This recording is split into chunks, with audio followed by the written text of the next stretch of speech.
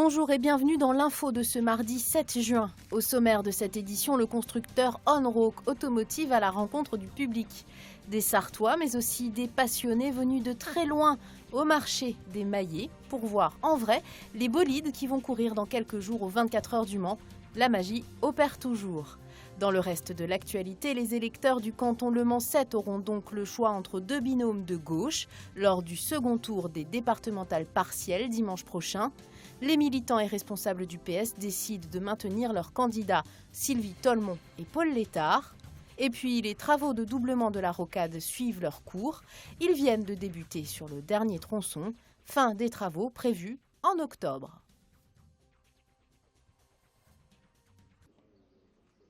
Neuf appartements ont été partiellement ou totalement sinistrés sur 3 adresses distinctes de ce pâté de maison. Mais c'est aux 5 rue Richedoué que le sinistre s'est transformé en drame. Un corps a été retrouvé dans les décombres de cet immeuble. Au dire des voisins, locataires de l'immeuble, l'incendie s'est déclaré vers 23 h et s'est rapidement propagé. Les pompiers en sont venus à bout au moyen de 3 lances. 2 personnes ont été légèrement blessées, transportées au centre hospitalier du Mans. Des locataires vont être relogés par la ville. Pour l'heure, aucune information n'a été transmise par le parquet concernant les circonstances du sinistre. L'enquête de police est en cours. Ce mardi matin, la rue était toujours en partie coupée à la circulation pour sécuriser le périmètre.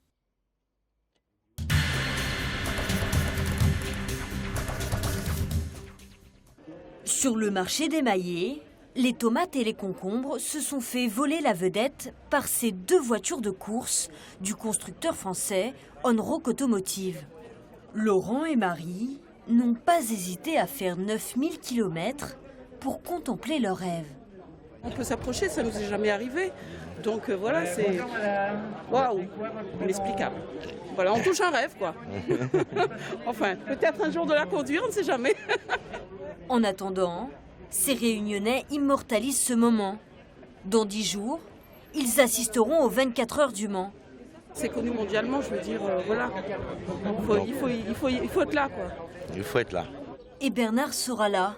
Il ne louperait une édition pour rien au monde. C'est une course que j'aimerais toujours, jusqu'à ma mort. Parce qu'on n'en voit pas une comme ça dans le monde. En attendant de mettre un pied sur le circuit, ce Manceau regarde cette voiture avec des yeux d'enfant. Et pour cause, il souhaitait devenir pilote. Il dit mince alors, j'ai râpé. Ça y est, c'est cuit. Même s'ils ne sont que spectateurs, tous regardent avec minutie cette LMP2 et cette LMP3. Je regarde, c'est à l'intérieur, la place du pilote. En cas d'accident, comment ça peut lui arriver? Pour s'éjecter, ça ne doit pas être facile. C'est magique et toujours excitant. Pour l'équipe d'Onroc Automotive, la magie opère bien sûr autour des 24 heures du Mans. Une des forces des 24 heures du Mans, c'est d'être parfaitement intégré dans son tissu local. Et donc c'est important pour nous de faire partie de cette intégration et d'être proche des personnes, des gens du Mans qui sont tous passionnés par cette course. Est-il nécessaire de le rappeler? Cette course en fait rêver plus d'un et elle n'a pas fini d'être associée aux adjectifs unique, mythique et magique.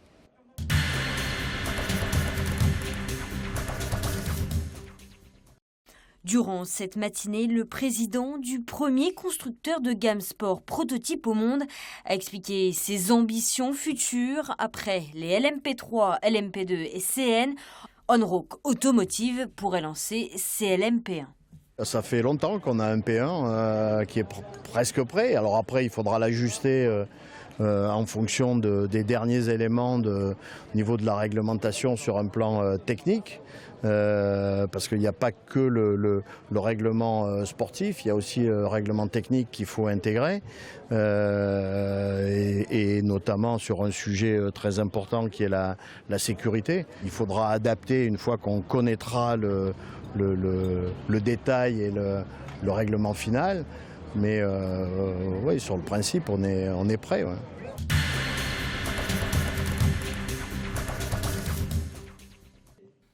Sylvie Solmon et Paul Létard, les candidats sortants du PS au départemental partiel, invités par l'autre binôme de gauche, Gilles Leproust et Hélène Debost, à se désister. Au soir même de l'élection, Gilles Leproust, arrivé en tête avec 73 voix d'écart, avance l'argument d'une tradition de gauche. On sait que lorsque ce cas de figure existe, et il a existé dans de nombreux endroits en France, on ne laisse pas arbitrer un second tour par à la fois les électeurs de droite, mais voire y compris encore pire par les électeurs du Front National. Au PS, la question se pose. Elle est votée lors d'un conseil fédéral très suivi lundi soir, en présence de Stéphane Le Foll et du sénateur-maire Jean-Claude Boulard. Résultat, une quasi-unanimité des militants souhaite le maintien de leur candidat au second tour. Ils font 26,5% des voix, ils sont en tête dans 6 communes sur 7. Ils progressent en nombre de voix. À Allonne, ils réduisent l'écart avec Gilles Leproust, qui est le maire de la ville. Un choix qui semble marquer au fer rouge la désunion de la gauche. Lorsque le parti de gauche exprime le fait que c'est une claque pour Stéphane Le Foll, une claque pour le gouvernement, ça n'aide pas au rassemblement. Lorsque Europe Écologie Les Verts a, l'année dernière, refusé en Sarthe d'appeler à voter pour les candidats de gauche les mieux placés au second tour des élections départementales, ben voilà, ce sont des choses qui ont été faites à un moment et qui pèsent aujourd'hui sur la capacité à faire ce geste. Le suspense reste donc entier quant à l'issue du second tour de l'élection partielle sur le canton Le Mans 7. Seule certitude, les électeurs sont amenés à voter pour 2 binômes de gauche.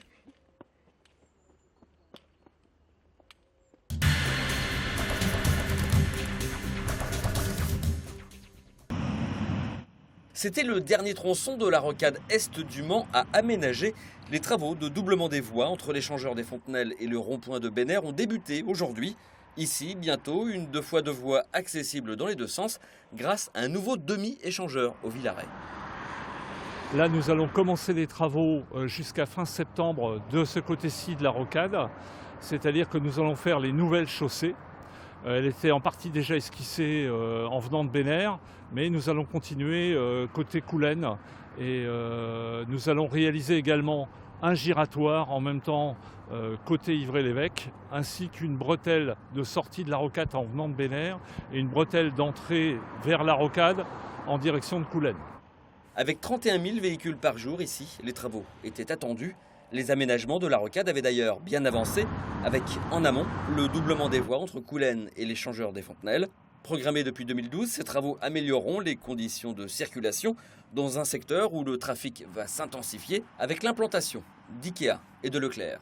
Nous sommes dans un calendrier qui tient compte de l'augmentation naturelle du trafic et qui est totalement indépendant en quelque sorte du projet commercial de Bénère. En aucun cas c'est en quelque sorte la réponse à un aménagement, c'est quelque chose qui était prévu, qui concernait le dimensionnement de la rocade et qui va permettre d'absorber à terme 40 000 véhicules jour. Mise en service de la rocade à partir de la mi-octobre, coût pour le département 1 800 000 €.